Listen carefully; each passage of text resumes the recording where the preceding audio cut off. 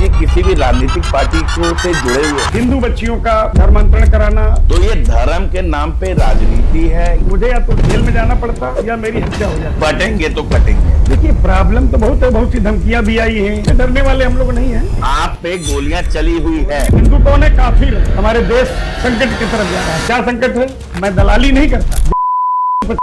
की गिरफ्तारी हमने कराई। आप अनजान लोगों के लिए निस्वार्थ क्यों ये कर रहे हैं? मतलब क्या रीजन है? वाहिगुरु जी का खालसा, श्री वाहिगुरु जी की फतेह। मैं सतप्रीत सिंह, आपका होस्ट, आपका भाई। और आज के जो हमारे गेस्ट है गोपाल राय जी, जो कि विश्व हिंदू रक्षा परिषद के अंतरराष्ट्रीय वरिष्ठ उपाध्यक्ष भी है, बहुत बड़े समाज सेवा भी है, सेविका भी है। तो मैं इनसे जानना चाहूंगा। पहले तो बहुत बहुत शुक्रिया गोपाल राय जी आपका हमारे चैनल में आने के लिए। मैं चाहूंगा हमारे दर्शकों को अपने बारे में कुछ बताएं। विश्व हिंदू रक्षा परिषद किसी भी जात, धर्म, मजहब के खिलाफ नहीं है, लेकिन सनातन धर्म के खिलाफ और विशेष रूप से धर्मांतरण लव जिहाद का आपने देखा होगा कि की गिरफ्तारी हमने कराई। जो इंटरनेशनल आदमी पिछले 20 साल से हिंदू बच्चियों का धर्मांतरण कराना, पुरुषों का कराना, और इतनी लंबी गैंग थी कि गरीब लोगों की जमीन भी कब्जा कर लेते थे। बलरामपुर के ये रहने वाले थे। और इनकी गिरफ्तारी के पीछे जब मैं पढ़ा, मैं आपको बताऊं कि अगर गिरफ्तारी नहीं हो पाती तो निश्चित रूप से मुझे या तो जेल में जाना पड़ता या मेरी हत्या हो जाती। बहुत इंटरनेशनल आदमी, क्योंकि इनके खाते में जब हमने मुख्यमंत्री जी को दिया 106 करोड़ रुपया विदेशी आया। इसको उजागर करना, और कितनी बच्चियां जो हिंदू बच्चियां थी इनको ले जाकर के सऊदी से लेकर के विभिन्न देशों में सप्लाई करना, और धर्मांतरण लव जिहाद के लगातार उनके ऊपर जुल्म और उनको प्रेशर बनाना। लेकिन सबसे पहले लालच दिखाया जाता था। तो विश्व हिंदू रक्षा परिषद ने यहाँ से कहानी शुरू की थी, और लगातार, जैसे अभी 1 महीना पहले की घटना बता रहा हूँ। कुशीनगर जिले में एक गरीब ब्राह्मण रहता था। उस गांव में मुस्लिम आबादी आधा थी। उसकी पत्नी, जिसकी शादी हुए 1 साल हुआ था, उसको 2 मुस्लिम लड़के मार के उठा ले गए, उसकी पत्नी को। अब वो बेचारा क्या करे? डीएम, एसएसपी और स्थानीय थाने पर हर जगह गया, यहाँ तक कि मुख्यमंत्री जी के यहाँ से उसने एप्लीकेशन देकर के अपनी फरियाद लगाई। मुख्यमंत्री जी भी तत्काल एक्शन लिए। उन्होंने एडीजी को तत्काल बताया कि इसके साथ न्याय होना चाहिए, लेकिन हुआ नहीं। फिर किसी ने कहा कि सनातन हेल्पलाइन खोलो, उसमें विश्व हिंदू रक्षा परिषद के राष्ट्रीय अध्यक्ष से बात होगी। वो लगातार ऐसे काम करते रहते हैं। वो आया, मैं उसके सामने सीधे से बात किया, और मैं बधाई देता हूं एसपी ने 3 दिन का समय मांगा, मैं रिजल्ट दूंगा। ठीक 24 घंटे में गिरफ्तारी हो गई, और वो बच्ची का मेडिकल कराने के बाद उसके परिवार को सुपुर्द कर दिया गया। तो इसी तरह से तमाम, जैसे कर्नाटक की एक लड़की थी, उसको कुछ जिहादियों ने फंसा लिया। फंसाने के पश्चात वो बहुत 3 महीने तक घूमता रहा, पता नहीं चला कहाँ उसकी बच्ची है। वो सनातन हेल्पलाइन की जानकारी के माध्यम से लखनऊ पहुंचा। लखनऊ आने के बाद वो हमसे मिला, तो हमने प्रयास किया। प्रयास हमारा सफल रहा कि 20 दिन के भीतर मुरादाबाद से उस बच्ची को, मुरादाबाद एसएसपी के माध्यम से उस बच्ची को हम लोग खोज निकाले, और वो आरोपी भी जेल में गया। अभी कई चीजें थी, जैसे अभी आपने देखा होगा कि तृणमूल कांग्रेस के विधायक जिन्होंने कहा कि हम बाबर का, जो बाबर तो अक्रमकारी था और तमाम प्रकार की, जैसे बाबरी मस्जिद बनी तो सुप्रीम कोर्ट के निर्देश पर बनी। चर्चा में आने के लिए वो टीएमसी विधायक ने बाबरी मस्जिद बनाने के लिए जमीन खरीदा। पश्चिम बंगाल में चूंकि चुनाव है, और ऐसी स्थिति में बहुत तेज मीडिया में चलने लगा। फिर विश्व हिंदू रक्षा परिषद ने लगातार विरोध किया, देश भर के चैनलों में चला, और हम लोगों ने कहा कि हम आएंगे,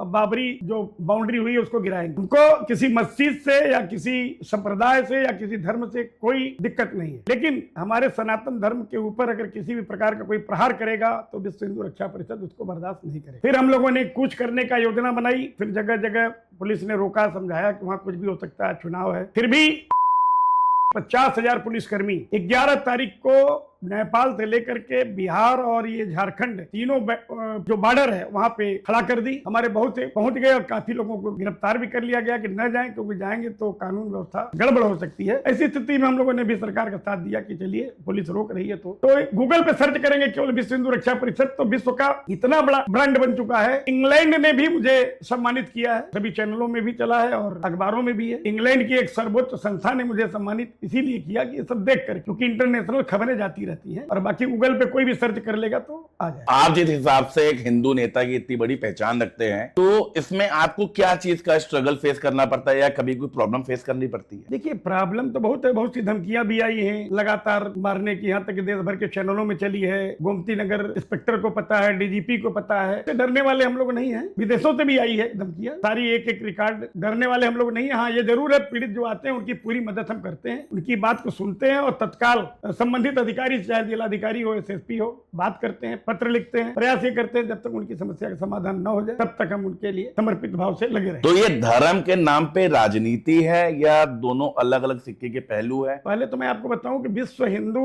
रक्षा परिषद का मैं अंतर्राष्ट्रीय अध्यक्ष हूं। ये विश्व हिंदू रक्षा परिषद सिर्फ हिंदुओं के हितार्थ, लेकिन काम तो सबका करती है। मुसलमान भी आते हैं तो उनका भी हम लोग मदद करते हैं। उनकी जमीन कोई कब्जा कर लिया आते हैं तो हम उसी प्लेटफॉर्म के माध्यम से उनकी मदद करते हैं। ये राजनीतिक दल नहीं है, न राजनीतिक कोई सोच है। हाँ, समाज हित में किसी भी जाति धर्म का आदमी अगर पीड़ित है, वो आता है तो निश्चित रूप से उसकी हम लोग मदद करते हैं। तो गोपाल राय जी की अगर मैं बात करूं आपकी, क्या गोपाल राय जी किसी भी राजनीतिक पार्टी को से जुड़े हुए हैं? नहीं, राजनीति का जो संबंध है विश्व हिंदू रक्षा परिषद का किसी से नहीं है। किसी से संबंध नहीं रखते। मैं राजनीति को आप अलग लेके चलते हैं और विश्व हिंदू रक्षा परिषद एक हेल्पिंग सेक्टर का आप अलग लेके चलते हैं। जो भी हम करते हैं विश्व हिंदू रक्षा परिषद के प्लेटफॉर्म से करते हैं, जो अराजनीतिक संस्था है। तो ये बताइएगा कि आज का जो यूथ है बहुत ही मॉडर्न है, और ये जो हमारा विश्व हिंदू रक्षा परिषद का जो कॉन्सेप्ट है, जो मैसेज है, लोगों की सेवा भाव का जो लोग जुड़ना चाहते हैं, लेकिन आज का यूथ बहुत मॉडर्न है। उस यूथ को आप क्या मैसेज देना चाहेंगे या क्या कहना चाहेंगे? जो भी यूथ है अपने विषय में ये देखें कि भाई एक तो उम्र उनकी कितनी है, उम्र के हिसाब से सबसे पहले तो शिक्षा दीक्षा करें। अच्छे संस्कार में उनके माँ बाप निश्चित रूप से पाले होंगे। अपने माँ बाप दादाओं की पुरानी बातें हैं, जैसे नाना नानी मामा मामी की भी बातें होती तो लोग शिक्षा देते हैं। ऐसी स्थिति में और अच्छे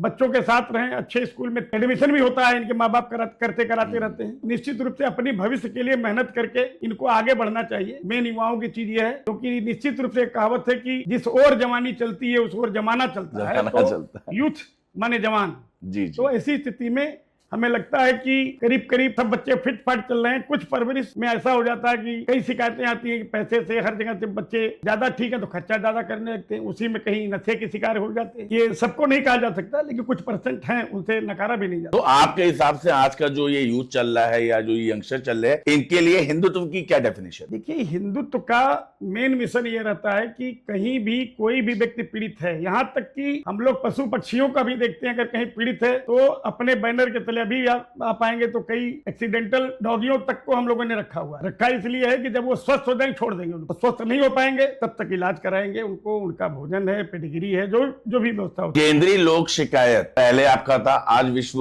हिंदू रक्षा परिषद है, दोनों में फर्क क्या है? नहीं, वो भी सामाजिक संस्था है, वो आज भी है, वो आज भी हाँ, राजनीतिक नहीं है, वो आज भी है। और ये जो विश्व हिंदू रक्षा परिषद आज की डेट में जो हमारा चल रहा है, अभी जिस हिसाब से आपने मुझे बताया कि पूरा वर्ल्ड वाइड फेमस हो रहा है और हमारा इंग्लैंड तक का आपको सम्मानित किया गया है, इसका आज से 5 साल बाद का स्कोप क्या रहेगा या हम लोग इसको कहां पे देखते हैं? और अगर किसी को जुड़ना है, क्या संदेश लेके जुड़े? ये जुड़ने का मेन मकसद ये है, अभी आप देख रहे हो सोशल मीडिया से लेके हर जगह ये चल रहा है कि कहीं जहां हिंदुओं की संख्या ज्यादा है वहाँ 2 घर 4 घर मुस्लिम हैं, बहुत आज़ादी से रहते हैं, भाईचारा वहाँ बना हुआ है।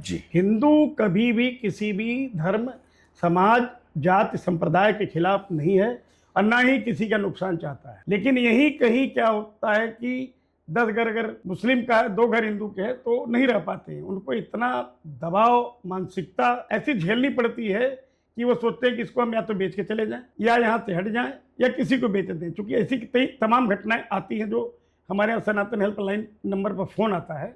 क्योंकि भारत में सनातन हेल्पलाइन सिर्फ विश्व हिंदू रक्षा परिषद का ही है। अभी अच्छा आप जी। हाँ, अभी आप कहीं भी करेंगे तो बहुत बड़ी बात है कि लोग फ़ोन करते रहते हैं और प्रतिदिन कम से कम 70-80 कॉलें आती हैं, चाहे वो देश में किसी कोने पे हो। यही नहीं बल्कि विदेशों से भी लोग जुड़ रहे हैं।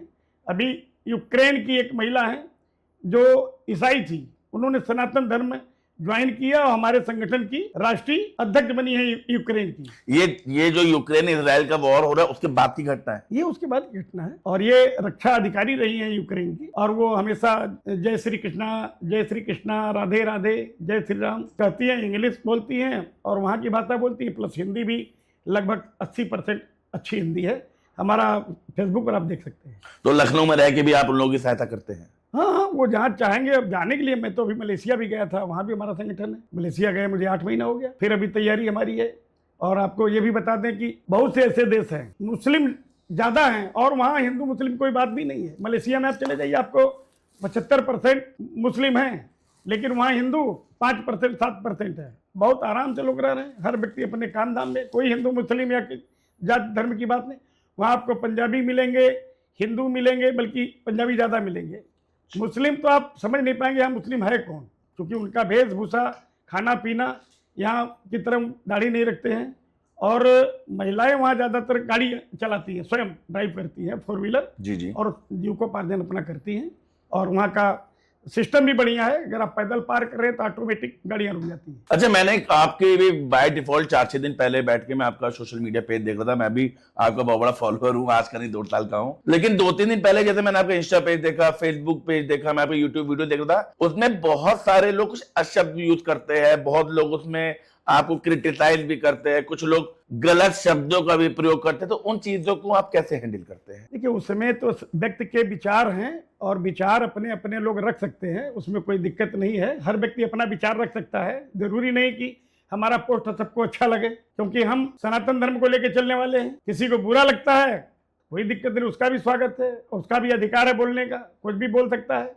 जैसे आप देखेंगे तो कुछ लोग कहते हैं कुरान में हिंदू जहां मिले उसको मारें। अभी हमने एक वीडियो आपको दिखाया था, एक वीडियो अपलोड आपने की थी अभी, और बहुत वीडियो अभी जहां पे आपने लिखा भी था, बोला भी था कि बटेंगे तो कटेंगे, बटेंगे तो कटेंगे। और सबसे बड़ी चीज ये है कि हिंदुओं का गर्दन जब तक नहीं कटेगा तब तक हम चैन से नहीं रहेंगे, वो वीडियो में है। और ये कहते हैं कि हिंदू कौन है? काफिर हैं। काफिर माने हिंदू काफिर हैं और उनको मार डालो, यही हमारा कुरान कहता है। तो ये मैं नहीं मानता। अब वो कह रहे हैं, क्योंकि हम लोग तो चींटी भी दब जाती है तो आह निकल जाती है, तो हम किसी धर्म पर तो टिप्पणी करते ही नहीं।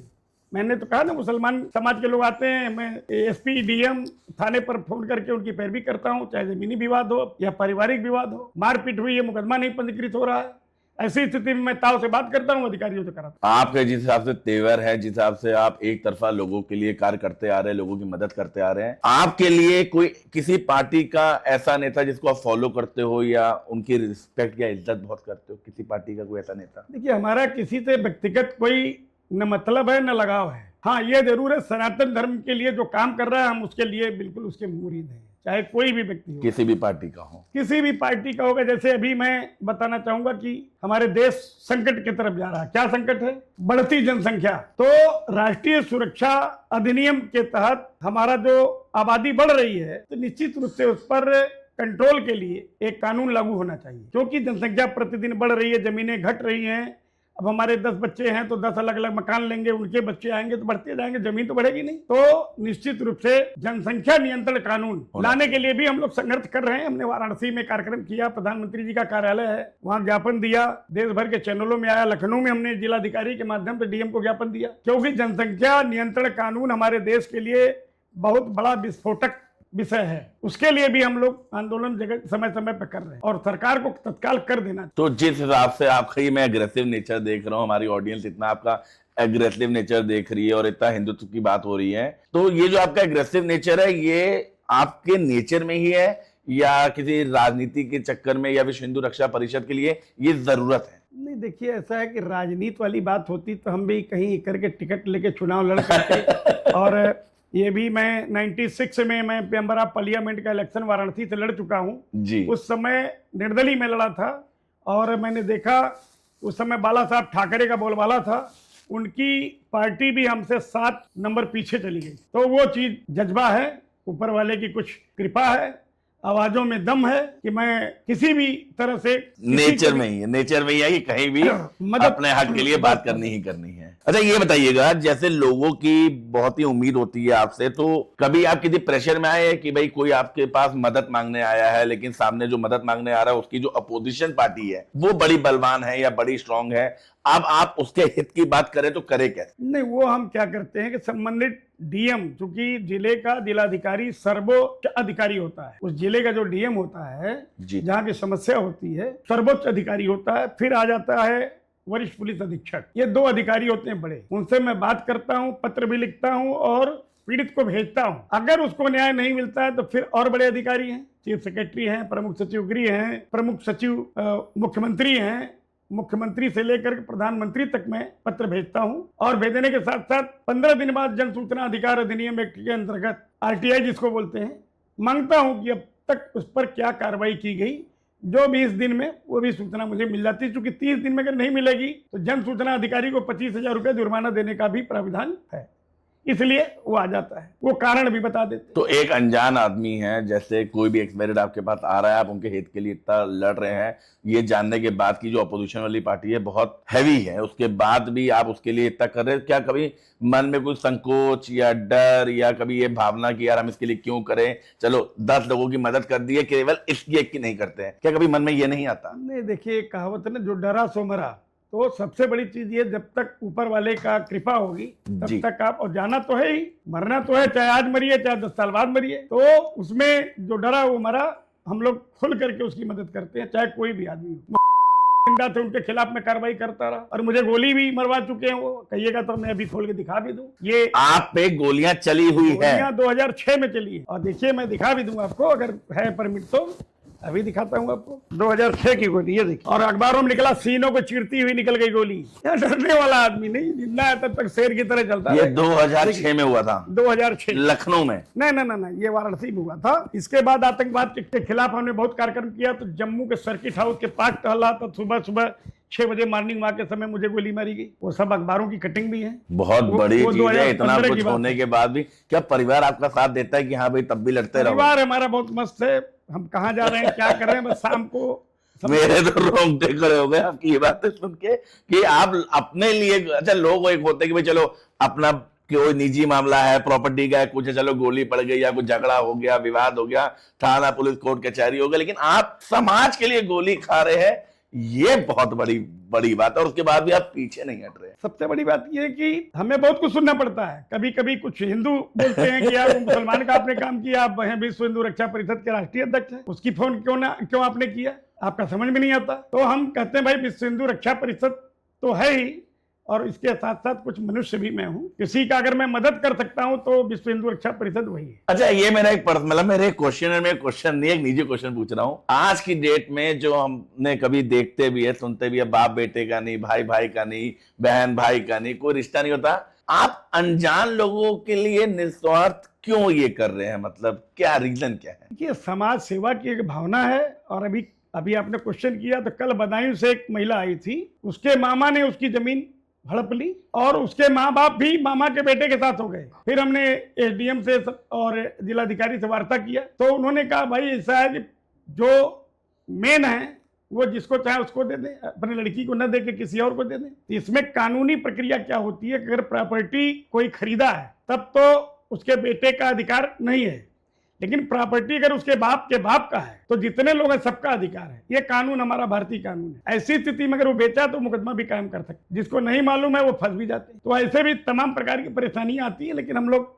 सुबह 10 बजे से लेकर के रात में 9 बजे तक इस विषय पर लगे रहते हैं। आप तो निस्वार्थ लोगों की सेवा कर रहे हैं, लेकिन आपके नीचे भी हजारों लाखों बंदा जुड़ा हुआ है, कोई कार्यकर्ता होगा, कोई किसी पद में होगा, कोई पद का नाम लेना उचित नहीं यहाँ पे। आप तो निस्वार्थ काम कर रहे हैं, क्या कभी कोई आपका पद का अधिकारी होगा या कोई कार्यकर्ता आपका नाम लेके क्या कभी किसी ने किसी के साथ कुछ गलत करा है, या कभी किसी की मदद करने के लिए कुछ पैसे मांगता है कभी किसी से? ऐसी कोई सूचना कभी आप तक आई है? देखिए, ऐसी सूचना तो आती रहती है। जैसे आजमगढ़ में अभी एक सूचना आई, एक का जुड़ा हुआ था, तो वो प्रॉपर्टी किसी ने कब्जा किया, वो थाने पहुंच गया, तो पैरवी किया, मैं फला संगठन से हूँ, इंस्पेक्टर टीवी चैनलों में देखते रहते हैं जी। उन्होंने दरोगा को बोला अरे यार इनकी मदद कराओ, हो गया। हो जाने के बाद पता चला 10,000 रुपया उसको पीड़ित ने दे दिया, वो ले लिया, काम उसका हो गया उसका। फिर जब दूसरी बार गया तो वही इंस्पेक्टर मेरे को फोन किया कि साहब ये आपके संगठन में हैं कि नहीं, तो तब जानकारी हुई। भाई हम तो सोचते किसी न किसी की मदद होना चाहिए। तो हमारा संगठन चलाने के लिए क्या सदस्यता अभियान से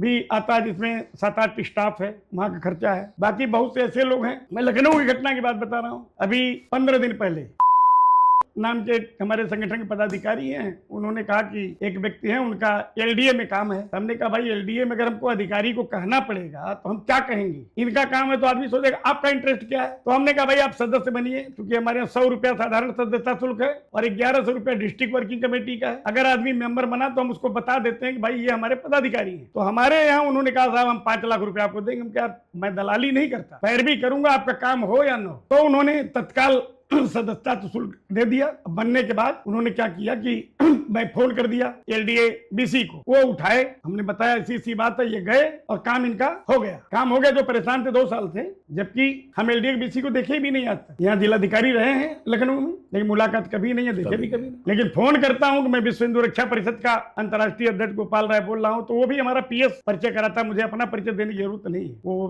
तभी लैंडलाइन से मिला करके दे देती है। और मैं पैरवी करता हूँ, संजोग से अधिकारी जानते भी हैं, पूरे भारत के ऐसे अधिकारी नहीं है जो विश्व हिंदू रक्षा परिषद को न जानते। जब विदेशों में जान रहे हैं तो इंडिया की दबाती, और अधिकारी आजकल गूगल पे सर्च कर लेते हैं विश्व हिंदू रक्षा परिषद क्या है, पूरा खाका आ जाता है, वेबसाइट खोल लेते हैं आ जाता है। तो ये विश्व का एक बड़ा संगठन है, जो सनातन हेल्पलाइन सिर्फ यहीं पे है, दूसरा नहीं है। देश का सबसे बड़ा धर्मांतरण लव जिहाद के आरोपी की गिरफ्तारी हमने कराई, और लगातार कहीं भी किसी हिंदू बच्चियों का उत्पीड़न हो रहा है तो विश्व हिंदू रक्षा परिषद को जानकारी होते ही पीछे पड़ जाता है मदद के लिए। तो आज अगर किसी को आपके इस संस्था से जुड़ना हो तो उसका क्या प्रोसीजर रहता है या कैसे क्या रहता है? हमारे यहाँ देखिए, प्राथमिकता 100 रुपया, बिना 100 रुपया लिए हम नहीं बनाते, और प्रयास ये करते हैं कि अगर संगठन में उसको कोई पद देना है तो उसके पास मोटरसाइकिल है कि नहीं है, क्योंकि कहीं आना जाना हुआ, पता लगा कि वो घर में परचून की दुकान खोला तो जा पाएगा ही नहीं, संगठन में कभी विरोध नहीं कर पाएगा। अभी आप देखते होंगे भारत पाकिस्तान या कहीं न्यूजीलैंड में भी हुआ था, सबसे बड़े हमारे धार्मिक प्रकोष्ठ के लोग इकर के संघनाद करके हवन करके भारत को जिताने का पूरा मंत्रोच्चार के माध्यम से बड़ा कार्यक्रम करते रहते हैं, और संजोग से जब जब करते हैं तब इंडिया जीती ही जाती है। अभी न्यूजीलैंड था, पाकिस्तान था, उसके पहले जब जब भी होता है। और आपने ये भी देखा होगा, जिस समय भारत ने पुलवामा में मारे गए थे हमारे भारतीय नागरिक, तो आपने देखा होगा कि मोदी जी ने जोरदार अंदाज के साथ पाकिस्तान में घुसा करके बदला ले लिया। बदला तो ले लिया, उसके बाद भारतीय झंडा तिरंगा लेकर के हम लोग लहराए 10:90 पर, 8 बजे सुबह की बात है, जबकि लखनऊ नवाबों की नगरी है, 8 बजे जल्दी कोई निकलता नहीं है, लेकिन हम लोगों ने कार्यक्रम किया, देश भर के चैनलों पे हमारा ही चला। खुशी पहले विश्व हिंदू रक्षा परिषद मनाता है, मन्नत भी मांगता है, प्रार्थना भी करता है, तो विश्व हिंदू रक्षा परिषद लगातार ऐसे कार्यक्रम। तो जो आपका हेल्पलाइन नंबर है उसमें किसी को किसी भी प्रकार की सहायता चाहिए होती है तो क्या विश्व हिंदू रक्षा परिषद पूरी तरीके से सहायता देता है? पति पत्नी का विवाद जो होता है, अदालत में नहीं चल पाता, तो उसको हम दोनों